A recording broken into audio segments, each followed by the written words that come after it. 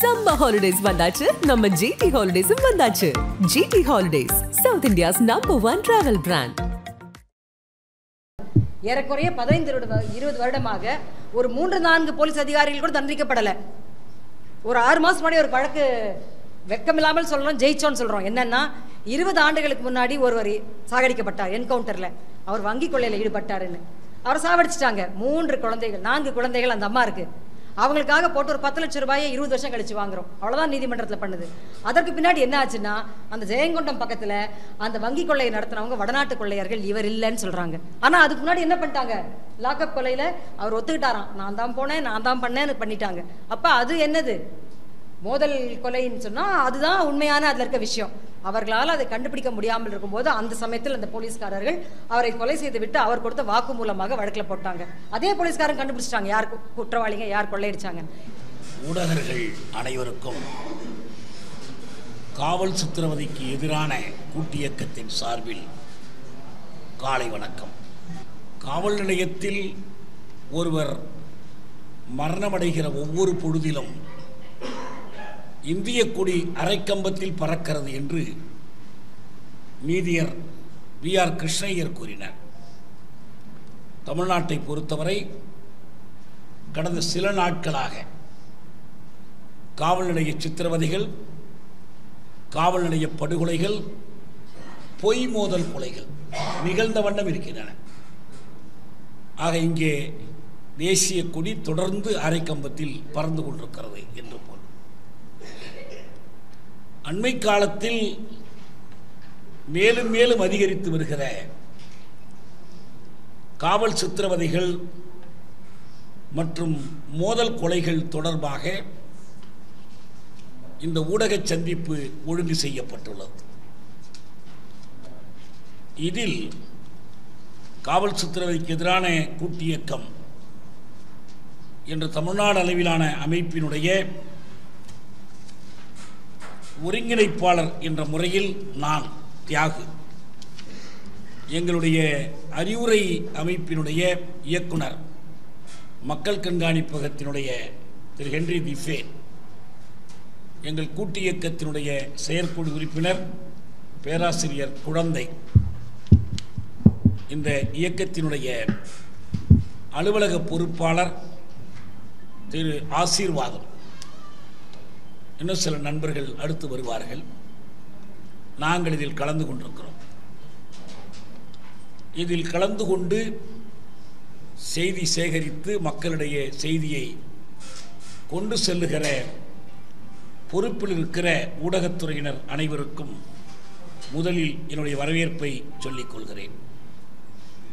காவல் சித்திரவதைக்கு எதிரான கூட்டியக்கம் என்பது சாத்தாங்குளத்தில் பென்னிக்ஸ் ஜெயராஜ் கொடூரமான சித்திரவதையில் கொலை செய்யப்பட்ட அந்த நிகழ்ச்சியின் தொடர்ச்சியாக பிறந்த அமைப்பாகும். மீண்டும் ஒரு முறை இது போன்ற நிகழ்ச்சிகள் தமிழ்நாட்டில் நடக்கக்கூடாது, இப்படிப்பட்ட நிகழ்ச்சிகள் நடைபெறாமல் தவிர்ப்பதற்கும், மீறி நடைபெறும் போது அந்த குற்றவாளிகளை தண்டிப்பதற்கும் கடந்த காலத்தில் உச்சநீதிமன்றம், உயர்நீதிமன்றங்கள், பல்வேறு விசாரணை குழுக்கள், சட்ட அறிஞர்கள், சட்ட நீதியியல் வல்லுநர்கள் கொடுத்திருக்கிற பல்வேறு அறிக்கைகளையும் எடுத்துக்காட்டி இந்த கொடிய நிகழ்ச்சிகளை தடுக்க வேண்டும், மீறி குற்றமிழைப்போர்களை தண்டிக்க வேண்டும் என்று தமிழக அரசிடம் நாங்கள் வலியுறுத்தி வருகிறோம். சில வழக்குகளில் நீதிமன்றங்களில் தலையிட்டு வழக்காடியும் வருகிறோம். அந்த முறையில் இந்த காவல் நிலைய சித்திரவதைகள் சாத்தான்குளம் பென்னிக்ஸ் ஜெயராஜோடு முடிந்துவிடவில்லை. அதற்கு பிறகும் அடுக்கடுக்கான பல நிகழ்வுகள் எங்கள் கவனத்திற்கு கொண்டு வரப்பட்டு நாங்கள் தலையிட்டு செயல்பட்ட சில வழக்குகளை மட்டும் இங்கே குறிப்பிட்டிருக்கிறோம். ஓய்வு பெற்ற முன்னாள் காவல் அதிகாரி ஒருவர் கொலை செய்யப்பட்ட வழக்கில் காஞ்சிபுரம் மாவட்ட மதிமுக முன்னாள் மாவட்ட செயலாளர் வளையாபதி, அவருடைய உறவினர் பிரபு ஆகியோர் விசாரணைக்கு அழைத்து செல்லப்பட்டு மிக கொடுமையாக சித்திரவதைக்கு ஆளாக்கப்பட்டார்கள். இதில் ஈடுபட்ட குற்றவாளிகள், காவல்துறை அதிகாரிகள், அவர்கள் மீது பெயர் குறிப்பிட்டு புகார் தரப்பட்டது. இது போன்ற முறைப்பாடுகளை விசாரிப்பதற்கென்று தேசிய மனித உரிமை ஆணையத்தைப் போலவே மாநில மனித உரிமை ஆணையமும் உள்ளது. மாநில மனித உரிமை ஆணையத்திற்கு இந்த முறைப்பாடு தரப்பட்டு அவர்கள் இதை பற்றி முறையாக விசாரித்து காவல்துறை அதிகாரிகள் குற்றமிழைத்திருக்கிறார்கள், பாதிப்பட்டவர்கள் சித்திரவதை செய்யப்பட்டிருப்பது உண்மை என்று அறிக்கை கொடுத்தாயிற்று. ஆனால் அந்த அறிக்கை மீது எந்த நடவடிக்கையும் இல்லை. அரசு எடுத்த ஒரே ஒரு நடவடிக்கை என்னவென்றால், இந்த அறிக்கையை கொடுத்த பிறகு மாநில மனித உரிமை ஆணையருக்கு கொடுத்த போலீஸ் பாதுகாப்பை திரும்ப பெற்றுக் கொண்டார்கள். இதான் அரசு செயல்படுகிற முறை. காவல்துறை அதிகாரிகள் குற்றமளித்திருப்பதை உரிய சான்றுகளோடு உண்மையறியும் குழு வழியாக காஞ்சிபுரத்தில் தகவல் திரட்டி அரசியல் வேறுபாடு இல்லாமல் அனைத்து கட்சிகளின் கூட்டத்தை கூட்டி அந்த அறிக்கையை வெளியிட்டு மனித உரிமை ஆணையத்தில் மீண்டும் மீண்டும் முறைப்பாடு செய்து அவர்களும் விசாரித்து இந்த குற்றச்சாட்டுகள் உண்மை என்று கூறிய பிறகும் அரசு ஒரு துரும்பை கூட கிள்ளி போடவில்லை அந்த அதிகாரிகளுக்கு எதிராக. அவர்கள் எடுத்த நடவடிக்கை மனித உரிமை ஆணையத்திற்கு கொடுக்கிற பாதுகாப்பை விலக்கிக் கொண்டதுதான். நாம் அடிக்கடி செய்தித்தாள்களில் பார்க்கிறோம், ஒரு கைது செய்யப்படுகிற போதெல்லாம் அவர் காலை ஒடித்து கையை ஒடித்து படம் எடுத்து வெளியிடுகிறார்கள். காவல் நிலையத்தில் கழிப்பறைக்கு போகும்போது வழுக்கி விழுந்து விட்டார். அதிமுக ஆட்சி காலத்தில் இதே போன்ற அடுக்கடுக்கான நிகழ்வுகள் நிகழும் போது புதிய தலைமுறை தொலைக்காட்சியில் அமைச்சராக இருந்த ராஜேந்திர பாலாஜியிடம் இந்த கேள்வி கேட்கப்பட்டது. ஆமாம், ஒவ்வொருத்தருமே வழுக்கி தான் விடுகிறார்கள், ஒவ்வொருத்தருக்கும் எலும்பு முறிந்து விடுகிறார். அவர் சொன்ன பதில் இது. ஆனால் அவர் கைது செய்யப்பட்ட போது அவர் வழுக்கி விழவில்லை. இதான் நடக்கிறது. இதை குறை சொல்லி இன்னொரு ஆட்சி வந்திருக்கிறது. ஆனால் இந்த ஆட்சியிலும் அதே நிகழ்வுகள் தொடர்கின்றன. இது ஒரு பேட்டர்ன், ஒரே மாதிரி. கையை ஒடிச்சு போடுவது, காலை ஒடித்து போடுவது, படம் பிடித்து கொடுப்பது. காவல்துறைக்கு இது போன்ற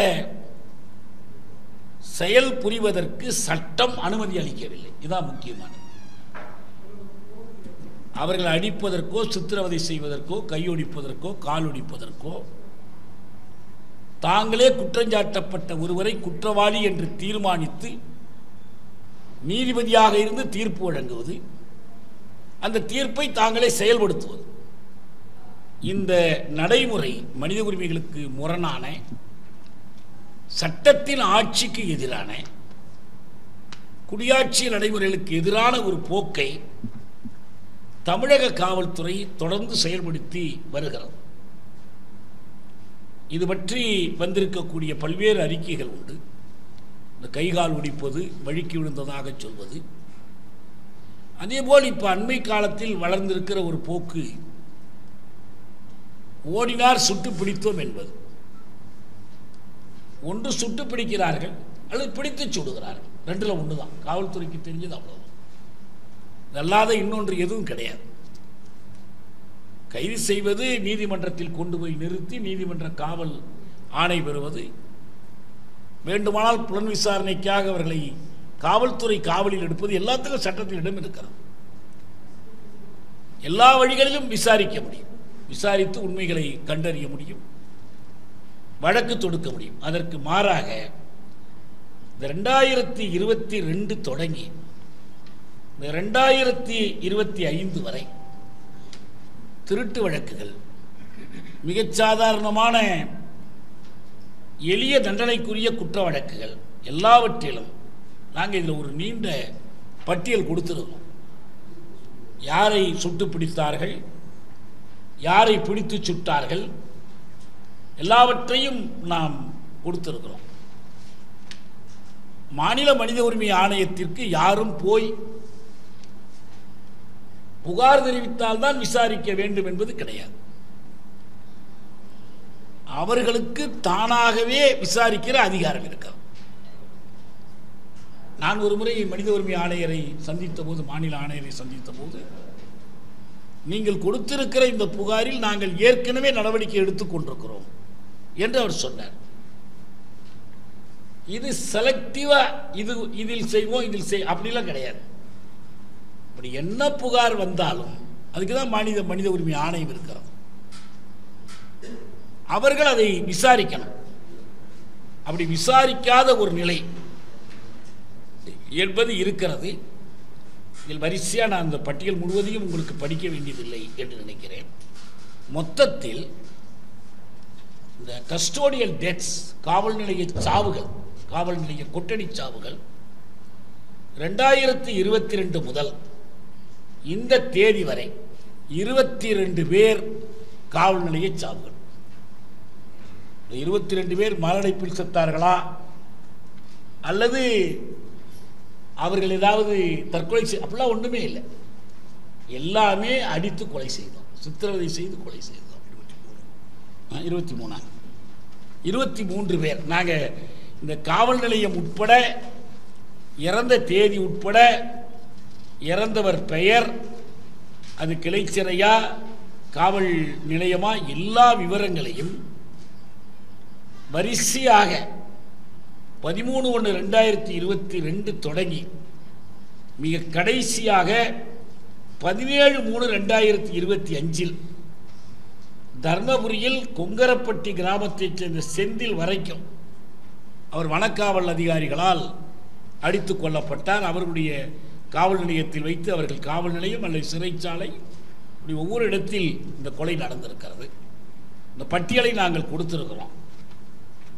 அடுத்தது, இப்படி யாராவது ஒருவர் இறந்து செய்தி வெளியே வந்துவிட்டால், இறந்துன்னா இயற்கை சாவில் சித்திரவதையால் கொல்லப்பட்ட செய்தி வந்துவிட்டால், உடனடியாக காவல் நிலையத்தில் அந்த அதிகாரிகள் செய்யக்கூடிய முயற்சி, உனக்கு இவ்வளவு பணம் கொடுக்குறோம், இதை விட்டு. அவங்க ரேட் ஒரு உயிருக்கு 1 லட்சம் ரூபாய். உங்களுக்கெல்லாம் நினைவு இருக்கலாம், ஜெய்பி படத்தில் ஒரு காட்சி வரும்.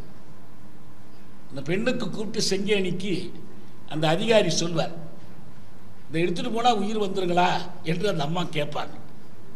அவர் சந்துரு சொல்வார், ஒரு நாளைக்கு 100 ரூபாய் கூட வருமானம் இல்லாத ஒரு பெண் தான் நீதிதான் எனக்கு வேணும் என்பதற்காக 1,00,000 ரூபாயை புறக்கணித்த ஒரு நிகழ்வு அது.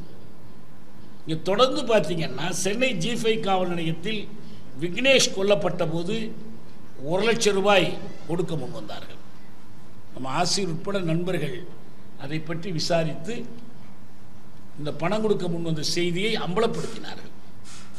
அந்த நேரத்தில் தான் சட்டமன்றத்திலேயே நம்முடைய முதலமைச்சர், இல்லை, அதுவும் சடல கூராய்வு அறிக்கையும் வந்துடுச்சு, இறந்த விதம் என்னங்கிறது காவலர்கள் சொல்வது பொய் என்பது தெரிஞ்சு போச்சு, இனிமேல் இப்படி ஒன்று கூட நடக்காமல் பார்த்துக் கொள்கிறோம் என்று உறுதி கொடுத்தார். அதே போல கொடுங்கலூர் காவல் நிலையத்தில் ராஜசேகர் மரணமடைந்த போதும் 1 லட்சம் ரூபாயை காவல் ஆணையர் அலுவலகத்தில் வைத்து பாதிக்கப்பட்ட குடும்பத்தில் ஒப்படைத்தார்கள். அந்த 1 லட்சம் ரூபாயை வாங்கிக்கல, என்ன ஆச்சுன்னு யாருக்கும் தெரியாது, யார் கொடுத்தா எங்கிருந்து கொடுத்தாங்கன்னு தெரியாது, அது அப்படியே மறக்கடிக்கப்பட்டுடுச்சு. ஆக இது ஒரு போக்காக இருக்கிறது. நாம் சொல்லக்கூடிய இந்த நிகழ்ச்சிகள் இவ்வளவுதான் நடக்குதான்னு இல்லை, நமக்கு தெரிந்து நம் கவனத்திற்கு கொண்டு வரப்பட்ட உண்மைகள் இது. நம் கவனத்திற்கு வராமல் இன்னும் எவ்வளவு நடந்திருக்குமோ நமக்கு தெரியாது. அதை விசாரித்து கண்டறிய வேண்டிய பொறுப்பு அரசுக்கு தான் இருக்கிறது. நாம் குறிப்பிடுகிற இந்த 23 வழக்குகளில் அல்ல, இது அல்லாத வெளியில் இருக்கிற எந்த வழக்கோ, ஒரே ஒரு வழக்கில் அரசு தானாக புலனாய்வு செய்து இந்த குற்றத்தை கண்டுபிடித்து நடவடிக்கை எடுத்தது என்பதற்கு ஒரு சான்று கூட கிடையாது, ஒன்று கூட கிடையாது. இந்த பின்னணியில் தான் அன்றைக்கு காவல்துறை தலைமை அதிகாரியாக இருந்த சைலேந்திர பாபு காவல்துறையினருக்கு கட்டளைகள் பிறப்பித்தார்.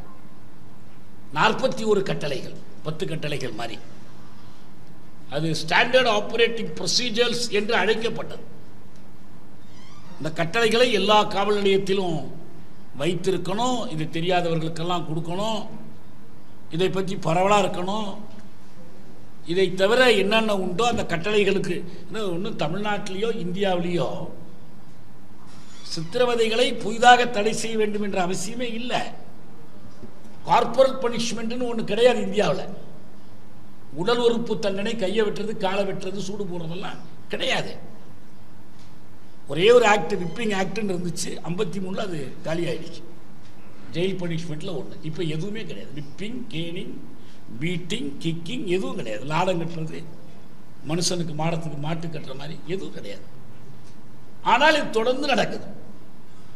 இப்படிப்பட்ட பல வழக்கல், பகல்பூர் வழக்கெல்லாம் உங்களுக்கு நினைவு இருக்கணும்.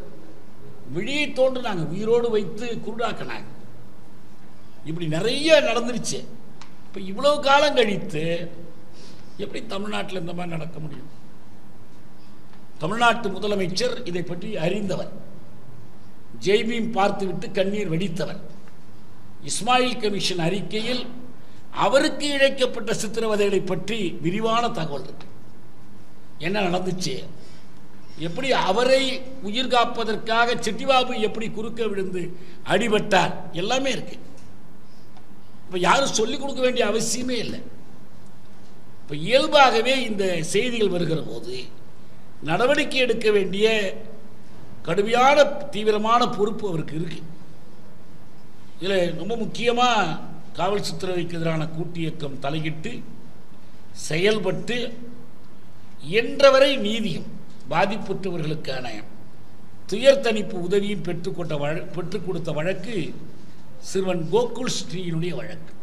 இது காவல் நிலையம் அல்ல, சிறைச்சாலை அல்ல, கூர்நோக்கு இல்லம், அப்சர்வேட்டரி நினைக்கிறேன் இல்லையா, அப்சர்வ், அதுதான் நடந்துச்சு. இதை பற்றி ஒரு விரிவான விசாரணை நடந்து எல்லா உண்மைகளையும் துணிச்சலாக அந்த பையனுடைய அம்மா எல்லாத்தையும் வெளிப்படுத்தி, எந்த அளவுக்குன்னா அந்தவனுக்கு அவங்க ஒரு வீடு இல்லாமல் இருந்தாங்க, ஒரு குப்பமேட்டில் குடியிருந்தாங்க. அவங்களுக்கு ஒரு வீடு வாங்கி கொடுக்க வச்சோம். அரசு அவர்களுக்கு ஒரு குடியிருப்பில் ஒரு வீடு வாங்கி கொடுக்க வச்சோம். நாங்கள்லாம் போய் அந்த வீட்டை திறந்து வச்சோம். எல்லாம் சரி, ஆனால் உயிர் போனது போனதுதான். சரி, அந்த உயிர் போனுச்சு. இவ்வளவு பாடம் கற்றுக்கொண்டு இதுக்கு அறிக்கை கொடுத்தாங்க. அந்த அறிக்கை மீது எடுத்த நடவடிக்கை அடுத்து என்ன? இன்னொரு இடத்துல இது நடக்காமல் இருக்கிறதுக்கு அரசு என்ன செய்தது? வருமுன் காவாதான் வாழ்க்கை தானே பண்ணா. நீ வரத்துக்கு முந்தி காக்கணும்ல. அரசுக்கு அந்த உணர்வு இருக்கணும், அப்படி செஞ்சு முடிக்கணும். ஒரு ஓய்வு பெற்ற நீதியர் சந்துரு தலைமையில் ஒரு நபர் குழு அமைத்து அவங்க தமிழ்நாடு பூரா ஆய்வு செய்து அறிக்கை கொடுத்தாங்க. நமக்கு இப்போ இன்னைக்கு நினைவுக்கு வருது நெல்லையில் நடந்திருக்கிற வெட்டு சம்பவம். முதல் வெட்டின் போது இந்த பள்ளிகளில் நிலவக்கூடிய ஜாதி மோதல்களை தவிர்ப்பதற்கு என்ன வழி, அறிக்கை கொடுங்கன்னு சந்துருக்கிட்ட கேட்டாங்க. அவர் ஒரு விரிவான அறிக்கை கொடுத்தார். ஒரு கிட்டத்தட்ட ஒரு 1000 பக்கம் இருக்கும். அந்த அறிக்கையை முதல்வர்கிட்ட கொடுத்த படம் வந்துச்சு பத்திரிகையில். அந்த அறிக்கை மீது இன்று வரை அரசு ஏற்றுக்கொண்டதா இல்லையா, அதன் மீது என்ன நடவடிக்கை? ஒரு நடவடிக்கையுமே இல்லை. அதே மாணவன் இப்ப திரும்ப வெட்டு போடுறான். அப்ப எப்படி அரசு என்ன செயல்படுது? அதே போலதான் இந்த கோகுல் ஸ்ரீக்கு பிறகு கூர்நோக்கு இல்லங்களை பற்றி சந்துரு அறிக்கை கொடுத்தார். என்னாச்சு நமக்கு தெரியாது. அரசு வெளிப்படையாக இதை சொல்லணும், ஊடகர்கள் அவங்கள்ட்ட இதை கேட்கணும். அதுக்காக தான் இதை சொல்றோம். கடைசியா இந்த 2024 இது வந்து ஒரு பீக். இந்த சித்திரவதைகள், காவல் நிலைய கொடுமைகள்ல ஒரு சிகரம் தொட்ட ஆண்டு இது 2024. இந்த ஆண்டில் மட்டும் 4 காவல் நிலைய மரணங்கள் நடந்திருக்கு ஒரே மாசத்துல. நான் அந்த விவரத்தை பூரா ஏப்ரல் மாதத்தில் மட்டும் 2024 ஏப்ரல் மாதத்தில் மட்டும் நடந்த இந்த 4 மரணங்கள் நாங்கள் இதில் விரிவாக அந்த விவரங்களை கொடுத்துருக்கிறோம். ஒவ்வொரு இடத்துலையும் என்ன நடந்துச்சுன்னு. இல்லை, இன்னொன்று இடையில நாம் சொல்ல வேண்டியது என்னன்னா, ஒருத்தர் காவல் நிலையத்தில் இறந்தால் எப்படி இருந்தாலும் அதற்கான அக்கௌண்டபிலிட்டி யாருக்கு சேரும்? அதுக்கு காவல்துறை தான் விளக்கம் கொடுக்கணும், அந்த அதிகாரி தான் விளக்கம் கொடுக்கணும். ஆனால் பல்பீர் சிங் என்ற ஒரு காவல்துறை அதிகாரி தன்னிடம் சிக்கக்கூடிய எளிய மனிதர்களை அவர் கையில் அந்த குத்துச்சண்டை உரையெல்லாம் போட்டுக்கொண்டு அவரை அடித்து பல்ல உடைக்கிறது, அவருடைய விதை உறுப்புகளை நசுக்கிறது. இது நேரடியாக பாதிக்கப்பட்டவர்களை பல பேரை புகார் கொடுக்காம வச்சிருந்தாங்க. ஒரு சிலர் துணிச்சலாக புகாரும் கொடுத்தாங்க. அரசு இதை பற்றி விசாரிக்கிறதுக்கு சிறப்பு அதிகாரியை நியமித்தாங்க. இந்த அறிக்கை இன்னைக்கு வெளியில் வரல, அமுதா அறிக்கை வெளியிலே வரல, ஃபுல் ரிப்போர்ட். ஆனால் அவருக்கு மீண்டும் வேலை கொடுத்தாச்சுங்க. அவருக்கு எந்த பாதிப்புமே இல்லாமல் பல் டாக்டர் பல்பீர் சிங் பழையபடி பல்லுடைக்க போட்டு வச்சுட்டாங்க. என்ன இது மற்றவர்களுக்கு எப்படி ஒரு அச்சம் வரும்? இந்த கொடுமைகள் செய்தவங்களுக்கு இல்லை, பாதிக்கப்பட்டவர்களுக்கு இந்த அதிகாரி இப்படி செய்தால் அவன் மீது அரசு நடவடிக்கை எடுக்கும் என்ற நம்பிக்கை எப்படி வரும்? ஓஹோ, நம் காவல்துறைக்கு பயந்தான் இருக்கணும். எனவே அவங்க என்ன செய்தாலும் அதை பற்றி தட்டி கேட்க முடியாது என்ற நிலை தான் வரும். நாங்கள் காவல் சித்திரவதைக்கு எதிரான கூட்டு இயக்கத்தில் வழக்கமான சட்டங்கள் ஒரு பக்கம் இருக்கு. ஒரு காவலரை ஒரு குடிமகன் கன்னத்தில் அறைந்தால் குற்றம்னா, குடிமகனை காவலர் கன்னத்தில் அறைந்தால் அதே குற்றம் தான். சாத்தான்குளத்தில் கொலை வழக்கில் தானே கிடக்கிறாங்க 10 பேர், 9 பேர் ஆயிடுச்சா? இப்படி எல்லா இடத்துலையும் தானே. எந்த சட்டம் காவல்துறையினர் அடித்தால் குற்றம் இல்லை, குடிமக்கள் அடித்தால் குற்றம்னு சொல்ற சட்டம் இருக்கா என்ன? இப்ப கடைசியா ஒரு தண்டனை 25 வருஷம் நடந்த வழக்கில் கொடுத்தாங்களே, என்ன ஊருங்க அது? இந்த ஒரு காவல் நிலைய தூத்துக்குடி இதுக்கெல்லாம் ரொம்ப ஃபேமஸ் போடுறது கொடுத்தாங்க இல்லையா? இப்போ அண்மையில் கொடுத்தாங்களே. அதே இந்த சாதாரண நீதிமன்றத்தில் வழக்கு தொடுத்து விடாப்பிடியா ஒரு பெண் எந்த நெருக்குதலுக்கும் ஆசை காட்டுதலுக்கும் பணியாமல் இந்த கொல்லப்பட்டவருடைய மனைவி நடத்திய நீண்ட போராட்டம். அவனுக்கு வயதான மூதாட்டி ஆயிட்டாங்க, ஆனால் உறுதியாக போராட்டத்தினுடைய விளைவு இந்த அதிகாரிக்கு மற்றவர்களுக்கு நன்மை கொடுத்துருக்காங்க. சரி, இதில் இருக்கிற இடர்பாடு அவ்வளவு. அதாவது ஒவ்வொரு காவல் நிலையத்திலும் இது நடக்குது. மன்னர் வெளியில் வரும்போது அமைச்சரே மும்மாறி பொழிகிறதா என்று கேட்கிற மாதிரி டிஜிபி கிட்ட போய் முதலமைச்சர் காவல் நிலையத்திலாம் ஒன்றும் நடக்காமல் இருக்குதான்னு கேட்கணுமா என்ன? கேட்கவே வேண்டாம். இதுதான் நடந்துக்கிட்டே இருக்கு. It is constant. அப்படி இருக்கும்போது இதுக்கு ஒரு தனி சட்டம் வேண்டும் என்பது எங்களுடைய கோரிக்கை. An act to prevent and punish custodial torture. மனித உரிமை ஆணையத்தில் வைத்து இந்த கோரிக்கை நாங்கள் வச்சோம். மனித உரிமையினால் 2 ஆண்டுகளுக்கு முன்னால் நடக்கும்போது வச்சோம். தமிழக அமைச்சர் ஒருத்தரும் கலந்துக்கிட்டார். நாங்கள் எல்லாம் சொல்கிறோம், பேசுகிறோம், நாங்கள் எதுவும் செய்யலை. அதுதானே மக்களுக்கு நம்பிக்கை கொடுக்கும், பாதுகாப்பு கொடுக்கும். அதுபோல் நம்ம அடுத்த செய்தி இந்த மோதல் கொலைகள் பற்றியது. எல்லாருக்கும் தெரிஞ்ச செய்தி. மோதல் என்றால் அது பொய் மோதல் தான். எங்கேயாவது வேற தொலைவா காஷ்மீரில் அங்கே எங்கே சொன்னால் சரி ஏதோ சண்டை போட்டாங்க நடந்திருக்கலாம்னு தோணும். தமிழ்நாட்டில் இதுவரைக்கும் எதுவுமே உண்மையான மோதல், அதிலிருந்து வந்த சாவு எதுவுமே கிடையாது. எல்லாம் ஃபால்ஸ் என்கவுண்டர். அது ஃபால்ஸ் என்கவுண்டர் கில்லிங்ஸ் தான். இதில் சில போலீஸ் அதிகாரிகள் வெளிப்படையாக நாங்கள் தான் செஞ்சோன்னு சொல்லிட்டு திரிகிறாலாம் இருக்கிறாங்க. என்ன பண்ணிச்சு அரசு? நான் தான் அயோத்திக்கு வீரமணியை இப்படி தான் சுட்டேன், இப்படி தான் ஸ்கூட்டரில் ஏறி வந்தேன். ஒரு போலீஸ் அதிகாரி பேட்டி கொடுக்குறாருங்க. அவர் செஞ்சது ஒரு கொலை குற்றம் இல்லையா? Premeditated murder. திட்டமிட்டு கொலை செய்கிறார். தன் கையில் கொடுக்கப்பட்டிருக்கிற அந்த துப்பாக்கியை, சட்டத்தை காப்பதற்காக அவர் கையில் கொடுக்கப்பட்டிருக்கிற துப்பாக்கியை சட்டத்தை மீறி கொலை செய்வதற்கு அவர் பயன்படுத்துறார். நான் பயன்படுத்தினேன்னு அவர் சொல்றார். என்ன பண்ணீங்க? என்கவுண்டர் கில்லிங்ஸ்ங்கிறது இந்த சமூகத்தில் வாடிக்கையான ஒரு குற்றம் ஆகிவிட்டது என்பதை உச்சநீதிமன்றம் எடுத்துக்காட்டுது. மனித உரிமை ஆணையம் சொல்லியிருக்கு, என்கவுண்டர் கில்லிங்ஸ் நடந்தால் என்னென்ன நடவடிக்கைகள் எடுக்கணும், எப்படி முதல்ல அந்த காவல்துறை அதிகாரி மீது கொலை வழக்கு பதிவு செய்யணும். வீரப்பன் கொலையின் போது நீதிபதி சிவசுப்பிரமணியம் உத்தரவு போட்டார். ஏன் நீங்கள் இன்னும் அவர் மேலே கொலை வழக்கு போடலன்னு கேட்டார். இப்படி எத்தனையோ வழிகாட்டுதல்கள் இருக்கு. ரேரஸ்ட் ஆஃப் ரேர் கில்லிங்ஸில் ஒன்று இந்த என்கவுண்டர் கில்லிங்னு உச்சநீதிமன்றம் தீர்ப்பு சொல்லியிருக்கு. எதையுமே கவலைப்படலை, தொடர்ந்து இது நடந்துக்கிட்டே இருக்கு. கொஞ்சம் பொறுங்க, இது முடிச்சிடலாம், நான் முடிச்சிடறேன், அப்புறமா கேளுங்க. இதே போல் இந்த சோட்டா வினோத் ரமேஷ் அப்புறம் முத்தாஷா என்கவுண்டர். இப்போ இந்த நம்ம காவல்துறை ஆணையர் அருண் இருக்கிறார்ல, இவர் வந்த பிறகு மட்டும் அவருடைய கவுண்ட் 4. ஏன்னா அவர் வந்தோடனே சொல்லிட்டார், ரவுடிகளிடம் ரவுடிகளின் மொழியிலேயே பேசுவோம், ரவுடிகளிடம் சட்டத்தின் மொழியில் பேசணும். அதான் காவல்துறை அதிகாரியுடைய கடமை. அவன் ரவுடி மாதிரி நடந்தால் நாங்களும் ரவுடி மாதிரி நடந்துக்குவோம். அதனுடைய விளைவு என்ன உங்களுக்கு? அவர் வந்த பிறகு 4 மோதல் கொலைகள் நடந்திருக்கு. இது தண்டிக்கிறது மட்டுமல்ல, உண்மைகளை மறைப்பதற்கான ஒரு முயற்சி. இது இவன் உயிரோடு இருந்தால் என்னென்ன உண்மைகள் வெளியே வருமோ அந்த உண்மைகளை வெளிவராமல் தடுப்பதற்கு. இதிலேயே நம்ம ஒரு பேர் என்னங்க, ஆம்ஸ்ட்ராங் கொலை வழக்கிலேயே 2 பேரை என்கவுண்டர் பண்ணிட்டாங்க. அது எதுவும் நம்புற மாதிரி கதைகளாகவே இல்லை, அடுத்தடுத்து நடந்துக்கிட்டே இருக்கு. இப்போ இந்த என்கவுண்டர் கில்லிங்ஸில் நாங்கள் ஒரு பட்டியல் கொடுத்துருக்குறோம்.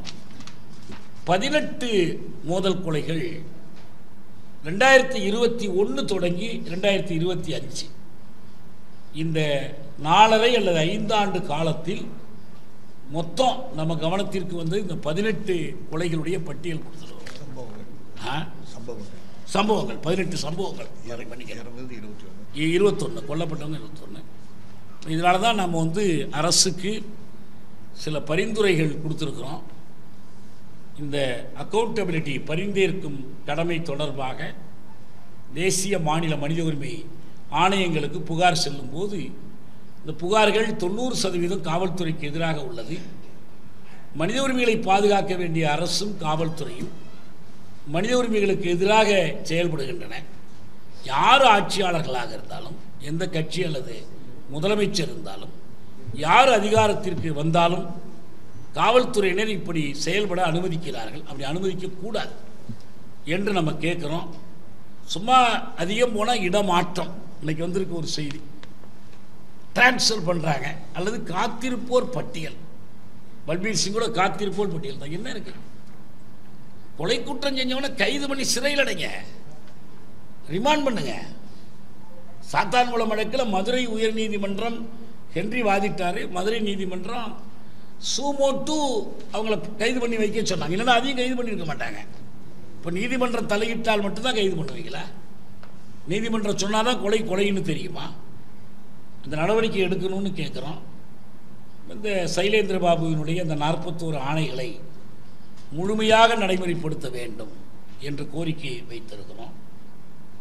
அதே போல் இந்த காவல் சித்திரவதை என்கவுண்டர்களை தடுப்பதற்காக முதல்வர் அவசரமாக சிறப்பு கவனம் செலுத்த வேண்டும் என்று கேட்குறோம். அதேபோல் விசாரணையின் போது ஒருவர் சித்திரவதைக்கு ஆளாகி அதனால் உயிரை பறிப்பது, என்கவுண்டர் செய்யப்படுவதுன்னு வந்துச்சுன்னா பொதுவெளியில் இதை நியாயப்படுத்தி பேசுவதை தடுக்கணும். அப்படி பேசுவதை நடவடிக்கையாக கருதணும். இதில் ஒரு 2 பெயர்களையே குறிப்பிட்டிருக்கோம், வெள்ளத்துறையையும் அருண் ஐபிஎஸ்ஸையும். நான் இன்னொரு பேர் குறிப்பிடல, ஆனால் உங்களுக்கு சொல்கிறேன். ஒரு ஓய்வு பெற்ற காவல் அதிகாரி ஒரு தொலைக்காட்சிக்கு பேசும் தலைமையில் பேட்டி கொடுக்குறாரு. 2 முதல்வர்களுமே என் மீது நம்பிக்கை வைத்திருந்தார்கள். அவங்க சொன்னபடி நான் சிறப்பாக என்கவுண்டர்களை நடத்தி முடித்ததற்காக 2 முதல்வர்களிடம் விருது பெற்றவன் நான். இது ஒரு காவல்துறை அதிகாரி பேட்டி கொடுக்குறாரு. இப்போ முதல்வர்கள் கொலை செய்தால் விருது கொடுப்பார்கள் போலீஸ் அதிகாரிக்கு. ஏன் சட்டப்படி நடக்கலைன்னு கேட்க மாட்டாங்க. இதை அவர் பெருமையாக அறிவிச்சுக்கிறார். இதை நிறுத்தணும். இப்படி பெருமை பேசுவதை ஒரு அநாகரிகமாக அவங்க கருதணும், சட்டவிரோதமாக அரசு கருதணும். அரசு இதை தடுத்து நிறுத்தணும், அவங்க மீது நடவடிக்கை எடுக்கணும்.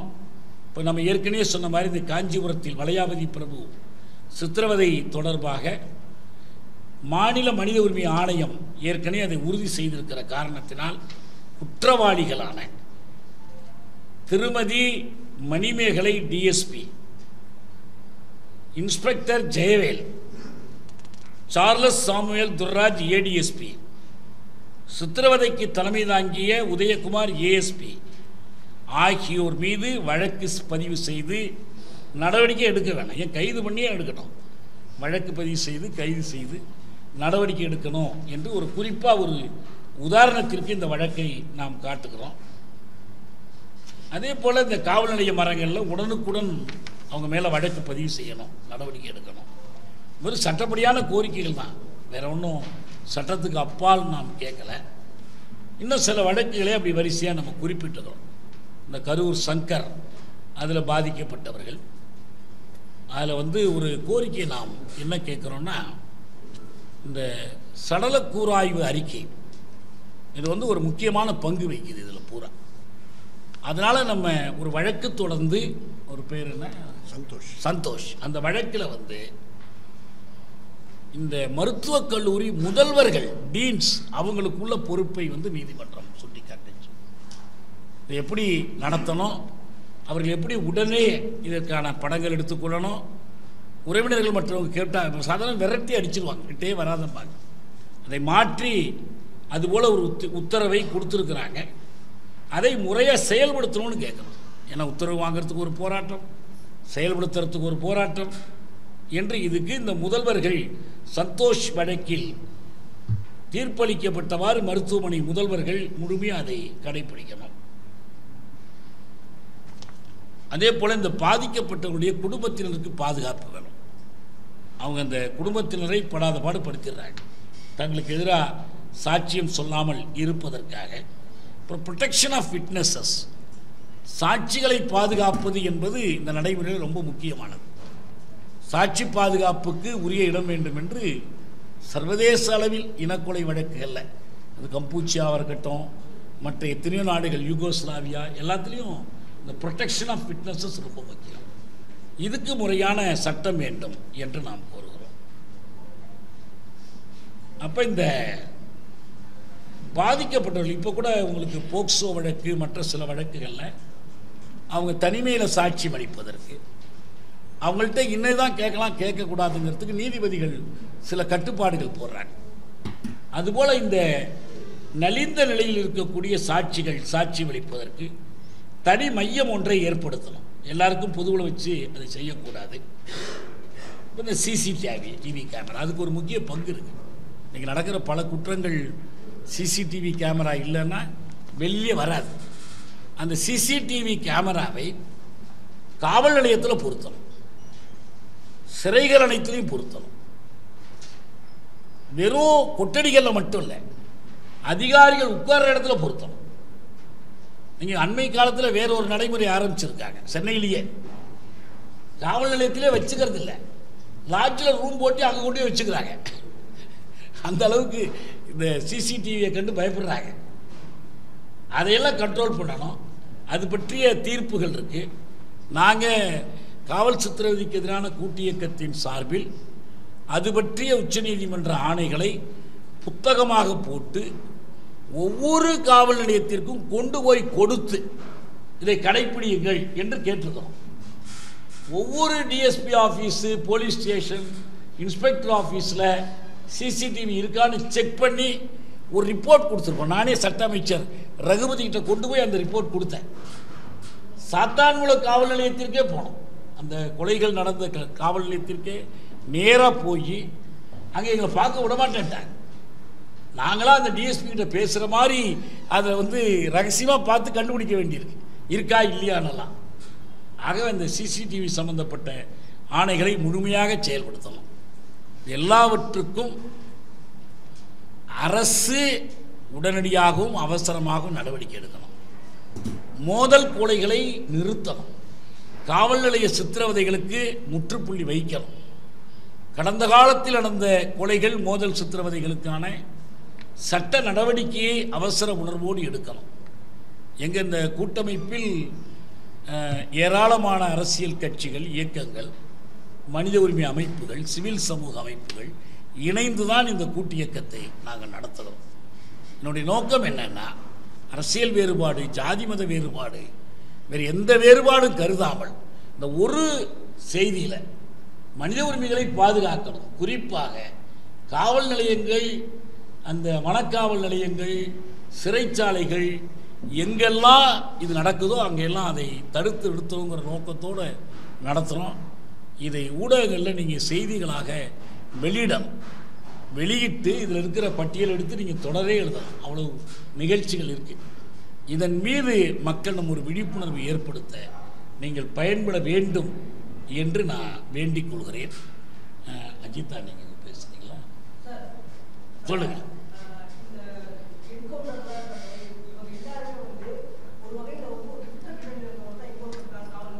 என்ன சரி,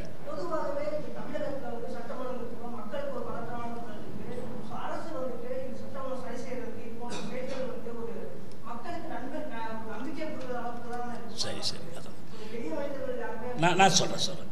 என்கவுண்டர் பின்னணி கொண்டவர்களை சுட்டு கொலை செய்யலாம் என்று ஒரு சட்டத்தை சட்டமன்றத்தில் நிறைவேற்றட்டும், சட்ட புத்தகத்தில் அது இடம்பெறட்டும். அதுக்கப்புறம் என்கவுண்டர் பண்ணணும். தைரியமான ஒரு அரசு அதான செய்யும். குற்றத்தை தடுக்க வேண்டும் என்றால் கொலை செய்தே ஆக வேண்டும். காவல்துறை அதிகாரியின் கையில் கொலை செய்யும் அதிகாரத்தை கொடுக்கிறோம் என்று தைரியமா ஒரு முடிவு எடுத்துட்டு அப்புறம் செய்யட்டும். அது ஒரு மாயை, அது ஒரு மாயை. இல்ல அதாவது குற்றங்கள் பெருகல, குற்றங்கள் 2 மடங்கு ஆகுது. ஒரு குற்றவாளி கொலை செய்யறான், அது ஒரு குற்றம். அவனை போலீஸ் கொலை செய்து, இது 2வது குற்றம். ஒரு சாவை 2 சாவாக்குவது குற்றங்களை தடுக்கிற முறையாது. அப்புறம் எதுக்கு நாட்டில் சட்டம்லாம் இருக்கு?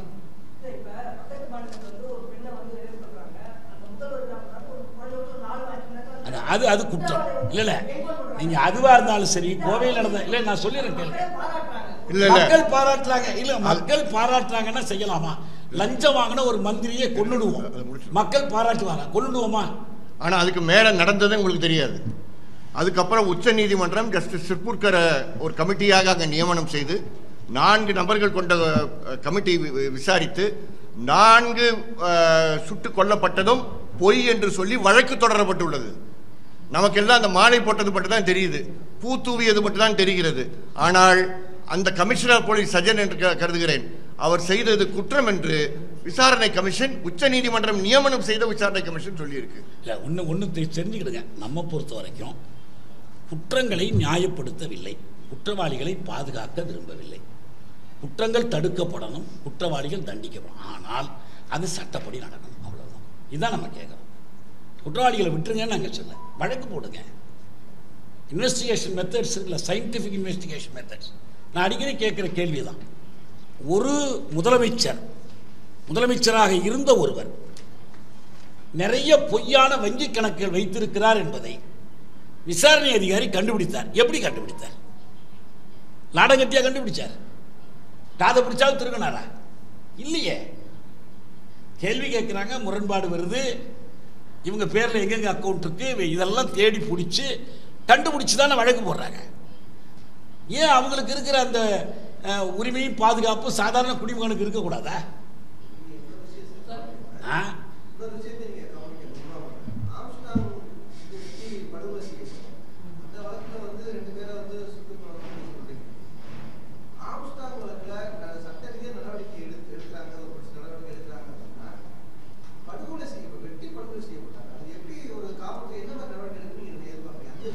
என்ன சட்டம் என்ன சொல்லுது? என்ன செய்ய சொல்லியிருக்கு உங்களுக்கு? சட்டம் என்ன சொல்லுதுங்கிற? கைது பண்ணி வழக்கு போட சொல்லுது, குற்றப்பத்திரிகை கொடுக்க சொல்லுது.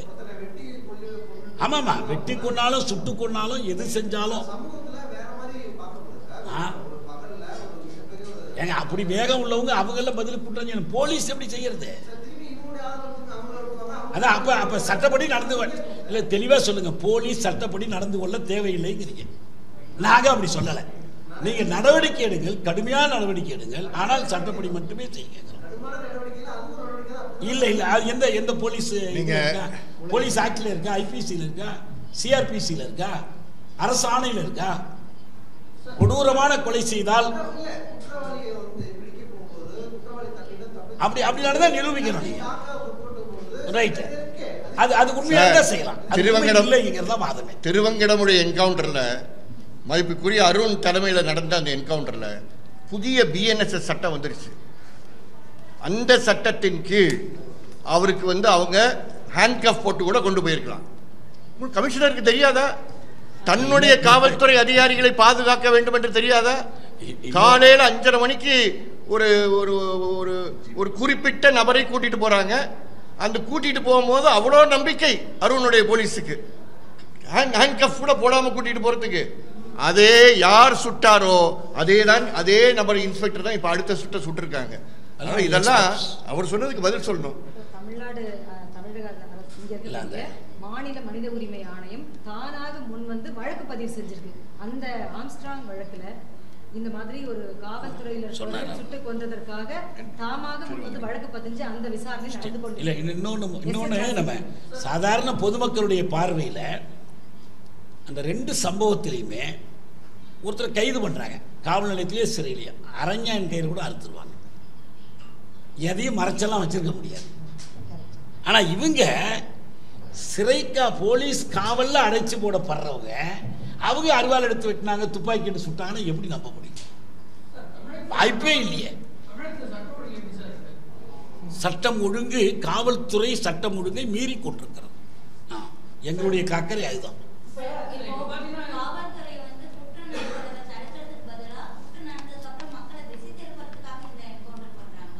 எத்தனையோ காரணிகள் இருக்கலாம், அது அவங்க விளக்கம் சொல்லணும்.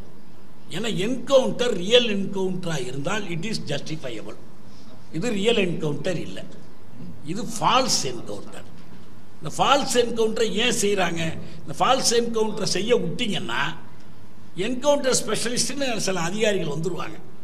மும்பையில் நாயக்குன்னு ஒரு என்கவுண்டர் ஸ்பெஷலிஸ்ட் என்ன பண்ணார் தெரியுமில்ல உங்களுக்கு? யாருக்கு வீடு காலி பண்ண முடியலனாலும் அவர்கிட்ட போய் சொல்லுவாங்க. அவர் லட்சக்கணக்கில் பணம் வாங்கிக்குவார். அவர் போய் நான் என்கவுண்டர் பண்ணிடுவேன்னு மிரட்டியே வாங்கி கொடுத்துருவார். கடன் வரலையா கொடுத்துருவாங்க. ஒரு பெரிய மாஃபியா வேர்ல்டையே உருவாக்கினாங்க. அவங்கள கட்டுப்படுத்த முடியாமல் தவிச்சாங்க. உங்களுக்கு மும்பையிலையும் நடந்துச்சு, டெல்லியிலையும் நடந்துச்சு, இங்கேயும் அந்த மாதிரி. ஆமாம், அது மாதிரி நிறையா இருக்கு. நாங்கள் சொல்கிறது குற்றவாளிகளை நியாயப்படுத்தலை. குற்றங்களை தடுப்பதற்கோ குற்றவாளிகளை தண்டிப்பதற்கோ இது வழி அல்ல, இது உதவாது, இதை அனுமதிக்க முடியாது.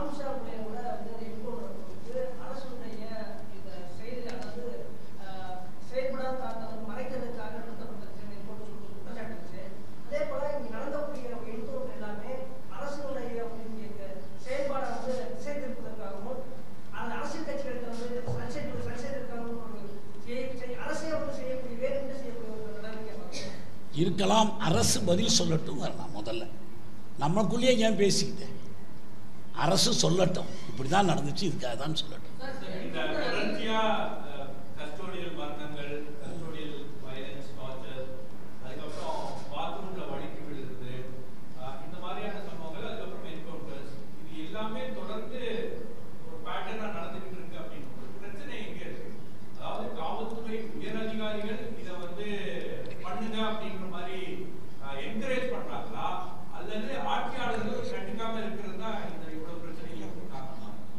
ஆட்சியாளர்கள் கண்டுக்காமல் இருக்கலாம், அனுமதி கொடுக்கலாம், இதை செய்யுங்கன்னே தூண்டி விடலாம். ஆனால் நிச்சயமாக the political leadership is accountable. அரசியல் தலைமை கை கழுவ முடியாது, எங்களுக்கு இதுக்கு தொடர்பு இல்லை. அப்படி இருந்தால் நீங்கள் ஆட்சி நடத்துவதற்கு சரியில்லை. பொறுப்பு நீங்கள் இந்த பொறுப்பை ஏற்று தான் ஆகணும். அது எப்படி பொறுப்பு ஏற்காமல் இருக்க முடியும்? அப்புறம் எதுக்கு உள்துறைனா போலீஸ் கையிலேயே விட்டுருங்களேன். ஏன் உள்துறை அமைச்சர், ஏன் முதலமைச்சர் அவங்க விருப்பத்துக்கு செய்யட்டுமே. நான் கேட்குறேன், பல்பீர் சிங்கை எதுக்காக காப்பாற்றுறாங்க? எதுக்காக காப்பாற்றுறாங்க? எந்த நடவடிக்கையுமே இல்லாமல் பழைய பதவியில் உட்கார வைக்கிறாங்களே. ஐபிஎஸ்னா அவருக்கு பல்லுடைக்கிற அதிகாரம் கொடுத்துருக்க, ஏன் நடவடிக்கை எடுக்கல? நீங்கள் இதே அருணா ஜெகதீசன் அறிக்கையில் குற்றஞ்சாட்டப்பட்ட போலீஸ் அதிகாரிகளை என்ன பண்ணாங்க கேட்டால் நிறைய கேட்டுக்கிட்டே போகலாம். அதனால் அரசியல் தலைமை பொறுப்பேற்றாங்கன்னு அதுக்கு பதில் சொல்லணும்.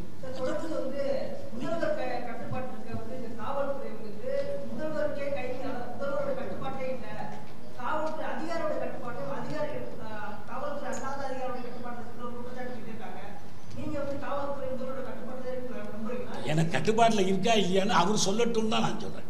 இருக்கா இல்லையான்னு எனக்கு தெரியாது. நான் முதலமைச்சரை கேட்பேன், அவர் தான் பதில் சொல்லணும். அரசியல் தலைமையினுடைய கொள்கை இல்லாமல் இவங்களா செய்ய மாட்டாங்க.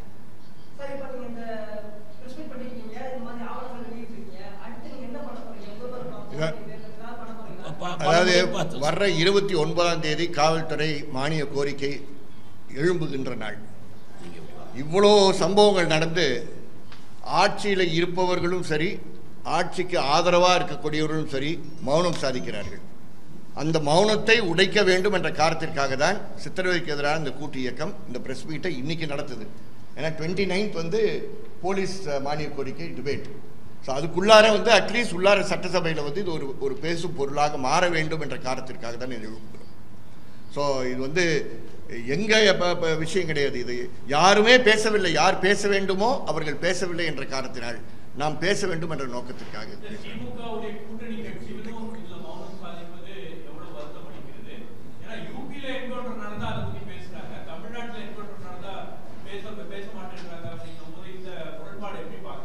எங்க கூட்டியக்க சார்பில் அதில் கருத்து சொல்ல மாட்டோம். அவங்களுடைய அரசியல் நோக்கம் அது பற்றி விளக்கம் சொல்ற வேலை எங்களுக்கு இல்லை. என்னுடைய அரசியல் இயக்க சார்பில் என்ன கேளுங்க, நான் அப்புறம் சொல்றேன். ஆனால் கூட்டு இயக்கம் தெளிவா இதுல கான்சென்ட்ரேட் பண்ணுது. எந்த கட்சி, கூட்டணி கட்சியோ எதிர்கட்சியா ஆளுங்கட்சியா, நாளைக்கு RSS இளைஞர் ஒருத்தர் சித்திரவதை செய்யப்பட்டாலும் அதை கண்டிப்போம். அவர் RSSனா அவர் சித்திரவதை பண்ணலாம், நாங்கள் ஏற்றுக்கல. கூட்டணி கட்சினா ஆதரிக்கணும்னு அவசியம் இல்லை. ஆனால் எங்களுக்கு எங்கள் கூட்டமைப்புலேயே இருக்கிறாங்க, அவங்க எத்தனையோ அமைப்புகள் இருக்காங்க, எல்லாரும் இல்லை.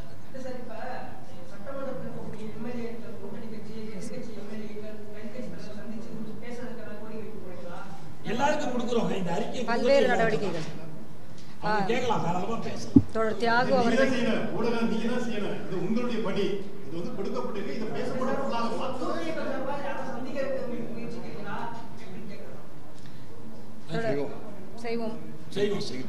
தொடர் தியாகு அவர்கள் பல விஷயங்களை தெளிவாக சொல்லிட்டாங்க.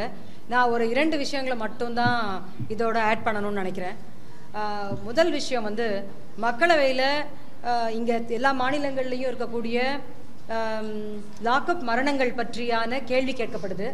அந்த கேள்விக்கான பதிலில் தென்னிந்திய மாநிலங்களை பற்றி இருக்கக்கூடிய விஷயங்களில் எப்படி தமிழ்நாடு பல விஷயங்களில் முதலிடம் வகிக்குதுங்கிறத பற்றி நம்ம எல்லாருக்கும், நாங்கள் உட்பட எங்களுக்கு பெருமை இருக்கிறதோ, கல்வி விஷயங்கள்லையும் அல்லது ஒரு ஹெல்த் அப்படிங்கிற விஷயங்கள்லையும், இன்னும் பெண்களுக்கான மற்ற வாய்ப்புகள் தரப்படுற விஷயத்துலையும் இப்படி நமக்கு ஒரு பெருமையான விஷயங்கள் சிலது இருக்கோ, அதே போல் மிக மிக வருத்தத்துக்குரிய விஷயம் லாக்அப் மரணங்களில் தமிழ்நாடு தென்னிந்திய மாநிலங்களில் முதலிடம் வகிக்கிறது.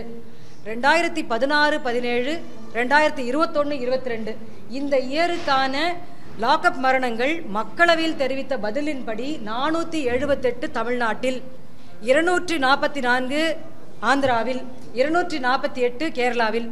நேற்று தமிழ் ஹிந்துவில் இதை பற்றியான நடுப்பக்க கட்டுரை வந்திருக்கிறது. இந்த விவரங்களை நீங்கள் தயவு செய்து பார்க்கணும்னு நான் கேட்டுக்கிறேன். அப்போ தமிழ்நாடு எப்படி ஒரு முன்னேறிய மாநிலமாக, ஒரு பெண்களையோ மற்ற விஷயங்களிலோ மிக மோசமான சனாதன கருத்துக்களையோ அல்லது ஒரு இந்து மதத்தினுடைய பிற்போக்குத்தனங்கள் மட்டுமே கொண்ட ஒரு சிந்தனை உள்ள சித்தாந்தமுடைய அல்லது அதற்கான ஒரு காம்ப்ரமைஸ் இருக்கிற ஆட்சிகள் இல்லாமல் தமிழ்நாட்டில் பல விஷயங்களில் கொஞ்சம் நம்ம மேலே இருக்கோம், முன்னாடி இருக்கிறோம் அப்படிங்கிறது உண்மையாக இருக்கும். மிக மிக வருத்தத்துக்குரிய விஷயம் லாக்அப் மரணங்களில் முதல்ல இருக்கும் ஒரு நாடு. இது முதல் விஷயம். 2வது விஷயம், நேற்று தமிழ் ஹிந்து நடுப்பக்க கட்டுரையை தயவு செய்து நீங்கள் ரெஃபரன்ஸாக பாருங்கள், நான் கேட்டுக்கிறேன். 2வது விஷயம் நான் என்ன சொல்ல விரும்புகிறேன்னா, ஒரு நாட்டினுடைய ஜனநாயகம் என்பது அதனுடைய அரசமைப்பு சட்டத்தின் பால் அந்த அரசு வைத்திருக்கக்கூடிய மரியாதை மட்டும்தான்.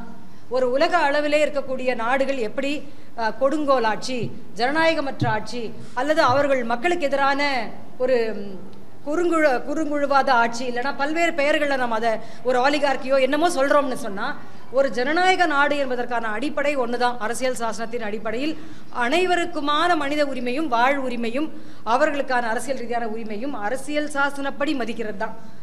இந்த லாக்அப் மரணங்கள், லாக்அப் சித்திரவதை கொலைகள் போன்ற விஷயங்களில் வாழும் உரிமை, வாழுகின்ற உரிமையும் கண்ணியத்துடன் வாழுகின்ற உரிமையும் அறவே கேள்விக்குள்ளாக்கப்படுகிறது. இது இப்போ நாங்கள் பட்டியலிட்டிருக்கக்கூடிய பட்டியலிடாத இந்த குற்றப்பின்னணி உடையவர்களுக்காக பேசப்படும் விஷயம் அல்ல. நாளைக்கு யாரோ ஒருத்தர் நம்ம பகுதிகளில் உங்களுக்கு தெரிந்த ஒருத்தருக்கு ஒரு கூட்டிகிட்டு போகிறாங்க, கேள்வி கேட்குறாங்க, லாக்அப் மரணம் நடந்துச்சுன்னா அவர் மேலே 4 கேஸ் இருக்குது, அவர் பொம்பளை மேலே கை வச்சார் 4 வருஷத்துக்கு முன்னாடின்னு சொன்னால் மக்கள் எல்லாரும் சந்தோஷம் அடைஞ்சிருவாங்க. ஆனால் உண்மை அதுவாக இருக்காது. அப்போ நீங்கள் அவர்களை தூக்கில் போடுவதற்கு சட்டத்தில் இடம் இருக்கிறது. மரண தண்டனைக்கு எதிரானவர்கள் இங்கே இருக்க ஒவ்வொருத்தரும் இருக்கிறோன்ற தனிப்பட்ட விஷயம். நாங்கள் அதை பற்றி இங்கே பேச வரல. மரண தண்டனை கூட இந்த சட்டத்தில் இடம் இருந்தால் அதையும் கூட கொடுப்பதற்கு இந்த நீதிமன்றங்களுக்கு அதிகாரம் இருக்கிறது. நீதிமன்றங்களையும் சட்டத்தையும் நீதியையும் கேலிக்குள்ளாக்கக்கூடிய விஷயம்தான் லாக்அப் மரணங்கள். ஏற்கனவே தியாகு அவர்கள் சொன்னது போல உள்ள போய் நீங்க லாக்அப்ல உட்காந்துட்டீங்கன்னா எத்தனை பேருக்கு அந்த அனுபவம் உங்களுடைய நெருங்கிய உறவினர்களுக்கோ தெரிந்தவர்களுக்கோ நடந்திருக்கோ நீங்க பார்த்துருப்பீங்கன்னு எங்களுக்கு தெரியாது. ஆனா அவர் சொல்வது போல இடுப்புல இருக்கக்கூடிய ஒரு கயிறை கூட எடுத்துருவாங்க. ஏன்னு சொன்னா அதன் மூலமாக கையை கட்டி கொண்டோ எதனா பண்ணி அதனால் தற்கொலை முயற்சி பண்ணுவாங்கன்னு சொல்லி எல்லா என்கவுண்டர் டெத்லையும் அந்த 2 செருப்பு, ஒரு ஜோடி செருப்பு தலைக்கீழா அப்படி இப்படி இருக்கிறது, ஒரு துப்பாக்கி அங்கே இருக்கிறது. உங்களிடம் பிடிப்பட்டு 6 மணி நேரத்திற்கு மேல் அவரிடம் துப்பாக்கி எப்படி இருக்க முடியும்? அப்போ மக்களை முட்டாளாக்குறதுக்காக இந்த மாதிரி ஒரு டிராமாவை திரும்பி திரும்பி திரும்பி பண்ணும் பொழுது நம்ம 20 தமிழர்களை ஆந்திராவில் செம்மரக்கட்டை கடத்தல் என்கிற பெயரில் கொல்லப்பட்ட 20 தமிழர்களுக்காக 2 நாட்களுக்கு முன்னால் 10ஆம் ஆண்டு அவர்கள் நினைவு நிகழ்ச்சி நடத்தப்பட்டது. அதற்கான வழக்குகள் நடந்து கொண்டிருக்கிறது. அப்ப நம்ம சொன்னோம், இல்ல செம்மரக்கடத்தை கடத்தலுங்கிறது லட்சக்கணக்கான கோடி ரூபாய் உள்ள பெருமானம் உள்ள ஒரு கடத்தல் தொழில். அதுல இந்த 20 தமிழர்களை பலிக்கடா ஆக்கி நீங்க மோதல் என்கிற பெயர்ல கூட்டு போய் சுட்டுட்டீங்க அப்படின்னு ஒரு 1000 பக்க அறிக்கையை தயார் பண்ணி அதற்கான உண்மையறியும் குழுவெல்லாம் போட்டது. அந்த வழக்கு இன்னைக்கும் கூட பெண்டிங்கா இருக்கு. NHRCலையும் இருக்கு, நீதிமன்றங்களையும் பெண்டிங்கா இருக்கு. அப்ப ஒரே கேள்விதான், சட்டத்தை மதிக்கிறவர்கள் நாம் என்று சொன்னால், மக்களால் தேர்ந்தெடுக்கப்பட்ட அரசு, சட்டத்தை மதிக்கக்கூடிய ஒரு அரசு இருக்குன்னு சொன்னா இந்த விஷயங்களை இப்படி கையாளாதீர்கள். லாக்அப் டெத்ஸ் பண்ணாதீங்க, என்கவுண்டர் கொலைகளை செய்யாதீர்கள். காஷ்மீர்ல 1 வருஷத்துக்கு 900 நடக்குது, அடைச்ச அங்க சட்டம் ஒன்றும் இல்லை, ஒழுங்கு ஒன்றும் கிடையாது, அநியாயம் நடக்குது அப்படின்னு நம்ம சொல்றோம்னா அதற்கு பாதி அளவுக்கு தமிழ்நாட்டில் நடக்குதுன்னு போது இதுல நம்ம முதலிடம் என்கிறது நமக்கு எந்த விதத்திலையும் பெருமையும் அல்ல, இதை ஏற்றுக்கொள்ளவும் முடியாதுங்கிறது தான். ஒரு துளி கூட குற்றம் பாதித்தவர்களை பற்றிய, குற்றம் செய்தவர்களை பற்றி, அவர்களுடைய குற்றத்தை பற்றி நாங்கள் ஆதரிக்கவோ அவர்களுக்காக பேசவோ வரவில்லை. நீங்கள் சட்டத்தை, அரசியல் சாசனத்தில் இருக்கக்கூடிய அடிப்படை உரிமைகளை, ஃபண்டமெண்டல் ரைட்டை காப்பாத்துங்க. நாளைக்கு அரசியல் பேசுபவர்களுக்கும் அரசியலுக்காக இருக்கிறவர்களுக்கும் இதே பதில் தான் வரும். அதில் இருக்கக்கூடிய விழுமியங்களை காப்பாற்றாமல் இருப்பதுதான் அதனுடைய மோதல் கொலைகளில் இருக்கக்கூடிய நடைமுறை. நாங்க 100% இங்க இருக்கக்கூடிய ஒவ்வொருத்தருக்கும் தனிப்பட்ட அரசியல் இருந்தாலும் பொதுவாக எல்லா அடக்குமுறைகளையும் பாசிசத்தன்மையுடைய மத்திய அரசையும் எதிர்க்கக்கூடிய நபர்களாக இருக்கும் பொழுது மாநில அரசு அப்படிப்பட்டதாக இல்லை என்னும் போது எங்களுடைய கருத்து ரீதியாக அவர்கள் செய்யும் பல விஷயங்களுக்கு ஆதரவு இருந்தாலும் தவறு செய்யும் பொழுது கேள்வி கேட்போம். இடிப்பாரே இல்லாத ஏமரா மன்னன் கெடுப்பார் இல்லானும் கெடும். ஒரு நல்ல அரசனா இருந்தாலும் அவனை கேள்வி கேட்க ஆள் இல்லைனாலும் அந்த அரசன் கெட்டு போயிடுவாங்கிறது தான் திருவள்ளுவர் சொன்ன விஷயம். இன்றைக்கு தமிழகத்தில் இருக்கக்கூடிய ஆட்சி செய்யக்கூடிய அரசு அரசியல் சாசன அடிப்படையில் இருக்கக்கூடிய சட்டங்களின் அடிப்படையில் NHRCயினுடைய வழிகாட்டுதல்கள், மோதல் கொலைகள்ல என்ன பண்ணணும், மோதல் கொலை நடந்துருச்சா அந்த ஆபீசர் யாருன்னு பார்த்து எஃப்ஐஆர் போடுங்க, கொலை அப்படிங்கறது எஃப்ஐஆர் போடுங்க. அப்புறம் அவர் சொல்லணும், இல்ல இது என்ன தற்காப்பு, பழைய IPC செக்ஷன்ல 100ல நான் வரேன், என்னை கொலை செய்ய வரும்போது நான் பதிலுக்கு நான் குறைந்தபட்ச அல்லது அளவான வன்முறையை நான் எதிர்பிரயோகம் செய்யும் போது தானாக அப்படி அந்த எதிர்பிரயோகத்தினால் இறந்துட்டாரு அப்படிங்கிற விஷயத்த அவர் சொல்லி அந்த கேஸ்ல இருந்து விடுவிக்கணும். நீங்க மக்களவையில் சொல்லிருக்க பதில நீங்க பாருங்க. ஏறக்குறைய 15-20 வருடமாக ஒரு 3-4 போலீஸ் அதிகாரிகள் கூட தண்டிக்கப்படல. ஒரு 6 மாசம் முன்னாடி ஒரு வழக்கு வெட்கமில்லாமல் சொல்லணும் ஜெயிச்சோன்னு சொல்றோம். என்னன்னா 20 ஆண்டுகளுக்கு முன்னாடி ஒருவர் சாகடிக்கப்பட்டார் என்கவுண்டர்ல. அவர் வங்கி கொள்ளையில ஈடுபட்டாருன்னு அவரை சாவடிச்சிட்டாங்க. 3 குழந்தைகள், 4 குழந்தைகள் அந்த அம்மா இருக்கு. அவங்களுக்காக போட்டு ஒரு 10 லட்சம் ரூபாயை 20 வருஷம் கழிச்சு வாங்குறோம். அவ்வளவுதான் நீதிமன்றத்தில் பண்ணுது. அதற்கு பின்னாடி என்ன ஆச்சுன்னா அந்த ஜெயங்கொண்டம் பக்கத்துல அந்த வங்கி கொள்ளையை நடத்தினவங்க வடநாட்டு கொள்ளையர்கள், இவர் இல்லைன்னு சொல்றாங்க. ஆனா அதுக்கு முன்னாடி என்ன பண்ணிட்டாங்க, லாக்அப் கொலையில அவர் ஒத்துக்கிட்டாராம், நான் தான் போனேன், நான் தான் பண்ணேன்னு பண்ணிட்டாங்க. அப்ப அது என்னது மோதல் கொலைன்னு சொன்னா அதுதான் உண்மையான அதுல இருக்க விஷயம். அவர்களால் அதை கண்டுபிடிக்க முடியாமல் இருக்கும்போது அந்த சமயத்தில் அந்த போலீஸ்காரர்கள் அவரை கொலை செய்து விட்டு அவர் கொடுத்த வாக்கு மூலமாக வழக்கில் போட்டாங்க. அதே போலீஸ்காரன் கண்டுபிடிச்சிட்டாங்க யார் குற்றவாளிங்க, யார் கொள்ளையடிச்சாங்க. என்ன சொல்ல வரோம்னா, நீங்க சட்டத்தின் முறையை கையாண்டு இருந்தால் அந்த ஒரு ஏழை சாதாரண நபர் உயிரோடு இருந்திருப்பார். இன்னும் ஒரு விஷயம், இந்த 408 என்கவுண்டர் கில்லிங்ல இறந்து போனவர்கள் யாருமே மேல்தட்டு வர்க்கத்தை சார்ந்தவர்கள் அல்ல. இருக்கலாம், யாரோ ஒருத்தர் 2 பேர் இருக்கலாம். யாரும் மேல் சாதியை சார்ந்தவர்கள் அல்ல, அல்லது இடைச்சாதியை சேர்ந்த மேல்நிலையில் இருக்கக்கூடிய சாதியை சார்ந்தவர்கள் அல்ல. நீங்க இந்த 20 தமிழர்கள் இறந்தப்ப கூட நீங்க நான் அது நீ இதுன்னு அவங்களாம் பேசிக்கலாமே தவிர பெரும்பாலும் பழங்குடி மக்கள், பெரும்பாலும் தாழ்த்தப்பட்டவர்கள், பெரும்பாலும் 14 பேர் அதுல தாழ்த்தப்பட்ட பழங்குடியினர். அப்ப விஷயம் இதுதான். இந்த டெமோகிராஃபி நீங்க பாருங்க, அந்த ஃபுல் லேண்ட்ஸ்கேப்பை பாருங்க. நம்ம சாதியின் பேரை நீங்களே தெரிஞ்சு ஒவ்வொன்றா சொல்லிக்குங்க. உயர்ந்த முற்பட்ட சாதின்னு ஒரு சாதி பேரா சொல்லி அதுல இறந்தவர் எத்தனை பேர், இதுல இறந்தவர் எத்தனை பேர் கணக்கு கேளுங்க. இருக்கவே இருக்காது. இந்த குரல் நாங்கள் பேசுவது என்பது அரசியல் சாசனத்தில் இருக்கக்கூடிய அடிப்படை உரிமைகளை சட்டத்தின் பார்ப்பட்டு நீங்கள் உயிரை எடுப்பதற்கு அதிகாரம் உள்ள அரசு, இவ்வளவு வலிமை உள்ள அரசு, குறுக்கு வழியில் உங்களுடைய நியாயங்களை நியாயப்படுத்துவதற்காக எதையும் செய்யாதீர்கள், குறிப்பாக முதல் கொலைகளை செய்யாதீர்கள் என்பதுதான். இந்த 2 பாயிண்ட் மட்டும் தான் நான் சொல்லணும். தொடர்கள் இந்த அரசமைப்பு சட்டம் கேட்டதுனால குறிப்பா நான் சொல்றேன். Constitution Article 21, no person shall be deprived of his life or personal liberty. நீங்க உயிரை வேணாலும் எடுத்துக்கிடுங்க, உரிமை வேணாலும் எடுத்துக்கங்க, according to the procedure established by law. என்கவுண்டருக்கு எந்த லா ப்ரொசீஜர் கொடுத்துருக்கு? தூக்குக்கு இருக்கு, தூக்கில் போடுறதுக்கு ப்ரொசீஜர் எஸ்டாப்ளிஷ் பை லா இருக்கு. என்கவுண்டருக்கு எங்கே இருக்கு? காவல் நிலையத்தில் அடிச்சு போடுறதுக்கு எங்கே இருக்கு? அப்போ சட்டவிரோதமாக நீங்கள் செயல்படுறீங்க. To the extent that article 21 is violated by the police and the government. இதான் அது எந்த ஆட்சியாக இருந்தாலும் சரி, கட்சிக்கான யார் வேணாலும்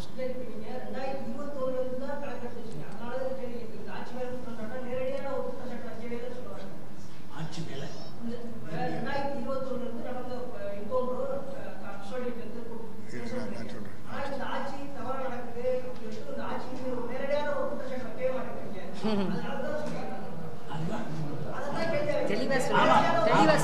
ஆமா, இந்த ஆட்சியின் மீதான குற்றச்சாட்டு தான் நேரடியான ஒரு காவல்துறை அதிகாரி மேல மட்டும் இல்ல, காவல்துறை அதிகாரிகள், காவல்துறை நிர்வாகம், காவல்துறை ஆணையர், நடப்பில் இருக்கிற மாநில அரசு எல்லார் மீதுமான குற்றச்சாட்டு தான். அது ஒன்றும் தயக்கம். இந்த ஆட்சியில் நடந்திருக்கக்கூடிய எல்லா மோதல் படுகொலைகளும் எக்ஸ்ட்ரா ஜுடிஷியல் கில்லிங்ஸும் வந்து ஃபேக்காக நடந்திருக்குன்னு நீங்க. ஆமா, எஸ் எஸ் எஸ்.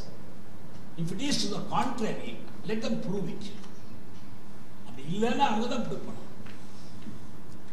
அதனால தான் இந்த 21 இருந்து ஆரம்பிச்சதுனால தான் 29ஆம் தேதி பேசுறோம்ன்றக்காக சொல்றோம். ஃபால்ஸ் தான், ஃபால்ஸ் என்கவுண்டர்ஸ். என்ன சந்தேகம்?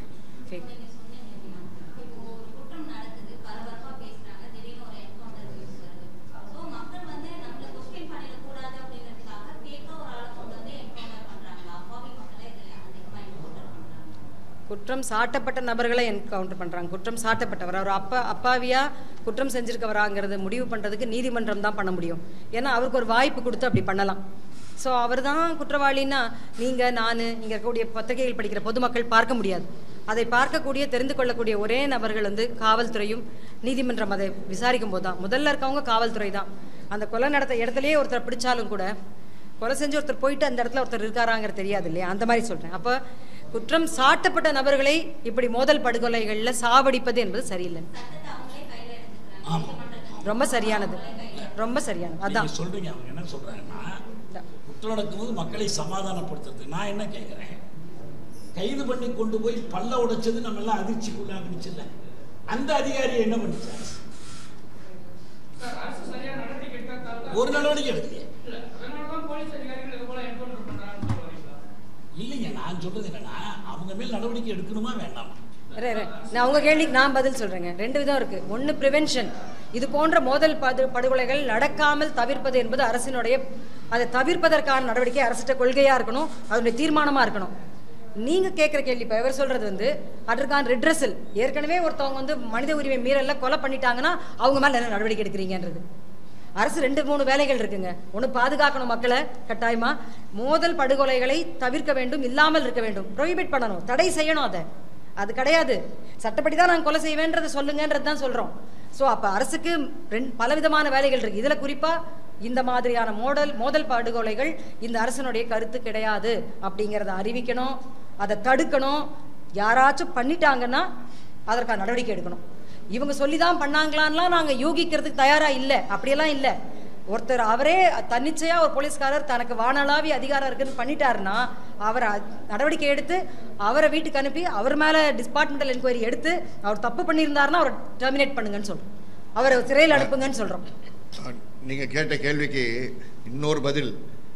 அருணா ஜெகதீசன் கமிஷனுடைய அறிக்கையை ஏற்றுக்கொண்டது இந்த அரசு தான். சட்டசபையில் வைத்து ஏற்றுக்கொண்டு அதுக்கப்புறம் அவர்கள் மேல் நடவடிக்கை எடுப்போம் என்றுதான் கூறியது. இன்று வரை ஒன்றும் செய்யவில்லை. உச்ச நீதிமன்றத்தில் அந்த ஒவ்வொரு அதிகாரியும் தாசில்தாரும் உச்ச நீதிமன்றத்தில் ஸ்டே வாங்குவதற்கு காரணமாக இருப்பது இவருடைய மௌனம் சாதித்தது. ஆனால் பேசுவது ஒன்று, செய்யறது ஒன்று என்று தான் நாங்கள் சொல்லிட்டு இருக்கோம்.